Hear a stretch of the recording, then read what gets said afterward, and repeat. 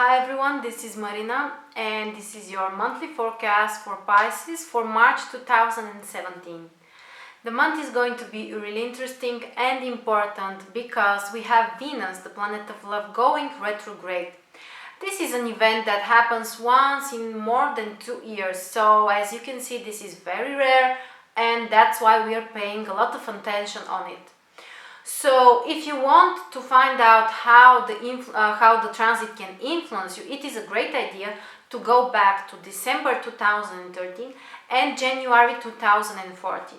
This is the last time when we had Venus retrograde, so it is very possible that something very similar can happen to you, or you can feel in a similar way, especially regarding relationships, regarding your emotional state, regarding the sense of harmony.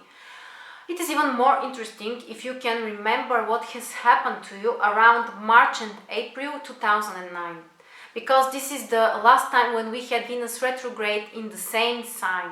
Venus is retrograde right now in Aries, and in 2009 it was retrograde in Aries too. So it is very indicative. If you can remember what has happened to you, people that you have been communicating, relationships, partnerships, everything which includes your emotions, now can repeat again. A similar situation or a person from that period can contact you, may want to communicate with you.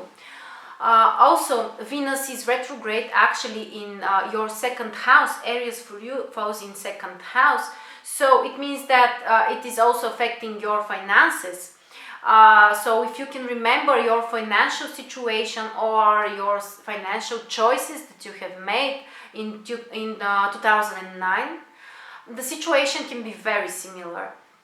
So Venus in second house is actually really important because it is the traditional ruler of this house, and it is strongly related to your finances and resources. So you need to be careful with that area. What you're spending your money on, your calculations and everything, your expenses.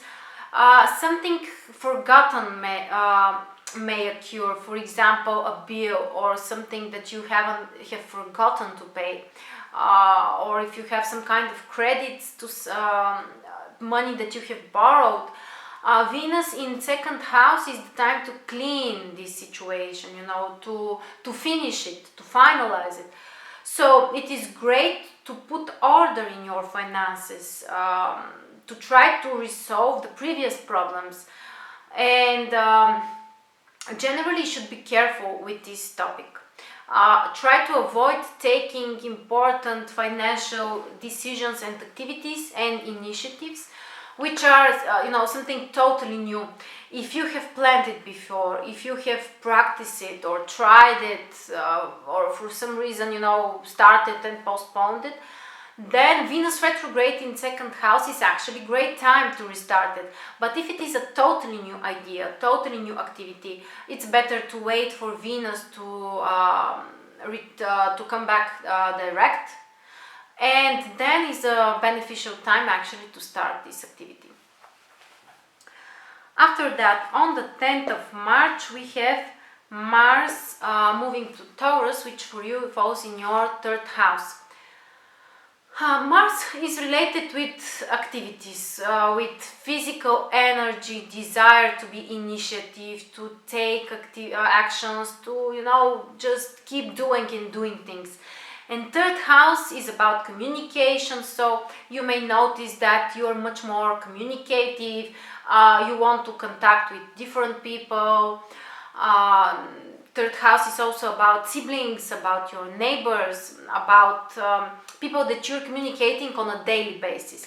So Mars in third house, from one side, suggests that there will be probably a lot of action in this area, lots of contacts, conversations, communications.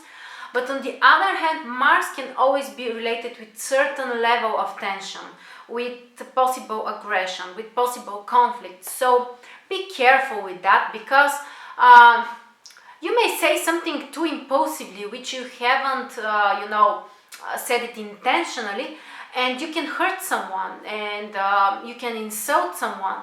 So just be careful with your words and how you're expressing your ideas, because your intentions can be very positive, but because of the strong impulse and the drive that Mars is giving you, you can do it just not in the most delicate way.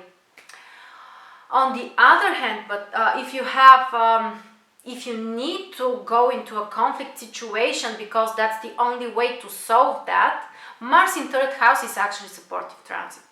If you need, to be braver, to tell someone the truth, to be more, concrete about the things that he has made a mistake with, then Mars in third house is also a beneficial transit for you.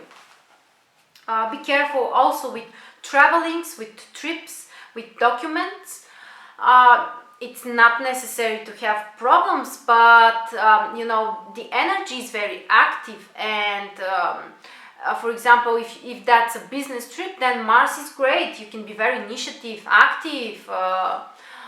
It suggests that there will be lots of action. And with document issues also, you may have some kind of conflicts regarding this area, but on the other hand, it may just indicate that you will initiate these activities. After that, on the 12th, we have a full moon in Virgo and Pisces on the 23rd degree, and for you actually it falls in your 7th and 1st house, so it's affecting you personally, and it's actually a very important lunation for you.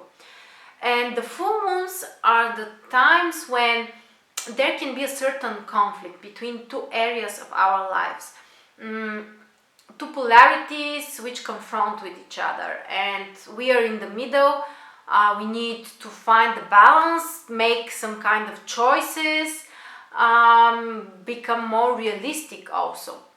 So first, 7th house, this axis represents ourselves, our personality, which is first house, and other people. And by other people we mean close people, especially romantic relationships, our partners, business partners, even close friends.